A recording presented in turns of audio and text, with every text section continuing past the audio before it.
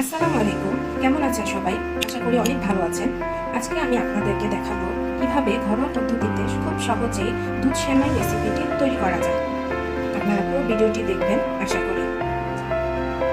প্রথমে আমি 15 ml তেল দিয়ে দিচ্ছি।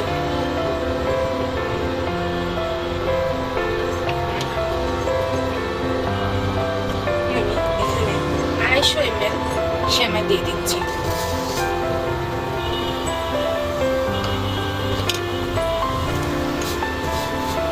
এখন আমি এই সেমাইগুলোকে ভাজা ভাজা করব। ভাজা ভাজা করার আগ পর্যন্ত এভাবেই নাড়াচাড়া করতে হবে, যাতে সেমাইগুলো নিচে পড়ে না লেগে যায়, সেই দিকে খেয়াল রাখতে হবে। আর ভলিউমটাও মিডিয়াম টু হাই ভলিউমে রাখতে হবে, খুব বেশি হাই রাখা যাবে না, তাহলে সেমাইগুলো পুড়ে যাওয়ার সম্ভাবনা থাকতে পারে। অনেকটাই ভাজা ভাজা হয়ে আসছে, আমি আরেকটুখানি ভাজবো।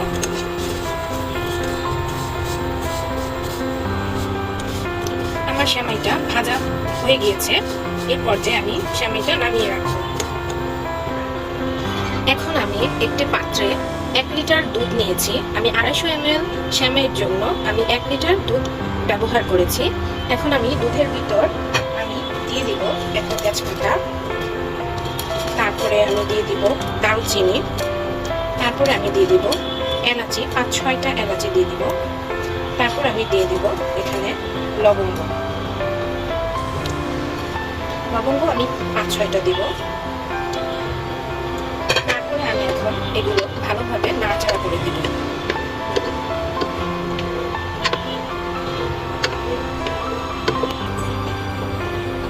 কেউ যদি দুধ আরো ভালো করে সেমাই খেতে চান, তাহলে আপনারা আরো বেশি দুধ অ্যাড করে আপনারা দুধটাকে জাল দিয়ে ঘন করে নিতে পারেন। আমি এখন এই পর্যায়ে আমি 1/3 কাপ চিনি দিয়ে দিব।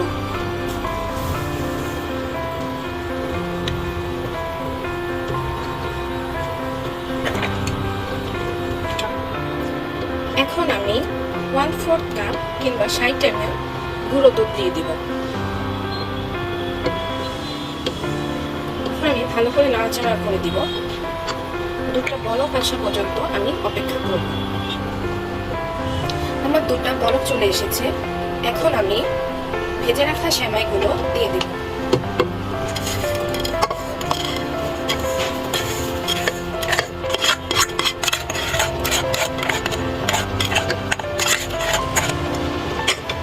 আমি ভালো করে সেমাই আর দুধটা নাড়াচাড়া করে দিব।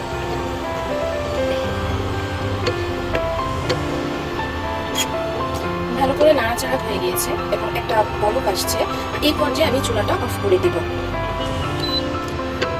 এটা আস্তে আস্তে সেমাইয়ের সাথে দুধটা মিশে যাবে। এটা আর বেশিক্ষণ চুলায় রাখলে সেমাইটা নরম হয়ে যাবে, তাই চুলাটা আমরা অফ করে দিয়েছি। এখন এই পর্যায়ে একটা ঢাকনা দিয়ে এভাবে ঢেকে দিই। এখন ঢাকনাটা উঠাবো। এই যে আমার সেমাই হয়ে গিয়েছে। এখন আমি বাটিতে উঠিয়ে পরিবেশন করব। আমার সেমাইটি হয়ে গিয়েছে। এই যে আমার সেমাইটি হয়ে গিয়েছে। এখন আমি বাদাম এবং কিশমিশ দিয়ে পরিবেশন করব। বাদাম কিশমিশ দিয়ে দিচ্ছি।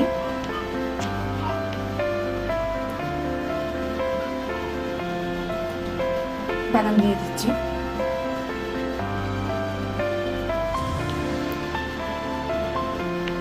হয়ে গেল আমাদের আজকে ঘরোয়া পদ্ধতিতে পারফেক্ট দুধ সেমাই। আপনারা অবশ্যই এটি বাসায় ট্রাই করবেন এবং কমেন্ট বক্সে আমাকে জানাবেন যে আপনাদেরটা কিরকম হয়েছে। ধন্যবাদ সবাইকে। আসসালামু আলাইকুম।